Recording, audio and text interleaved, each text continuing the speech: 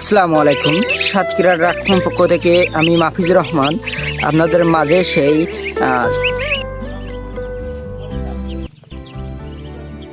অথবা 1 থেকে 7 দিন বয়সের বাচ্চা, এই 2 রকম সাইজের বাচ্চা আপনারা আমাদের কাছে পাবেন।